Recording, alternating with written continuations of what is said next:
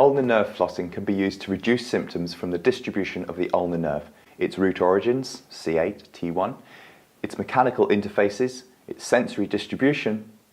and motor supplies as well, which includes the lumbricals in the ulnar side of the hand, and a palsy of this nerve would cause the ulnar claw hand sign, as shown here.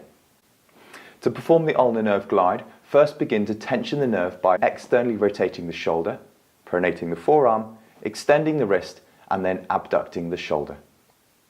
Before or when tension is felt, side flex the head towards the hand, which should allow an increased range of movement in the arm because you've released the nerve tension from the neck. From this position, side flex the neck back to the opposite side, then release some of the arm tension by combining this with some release of elbow flexion.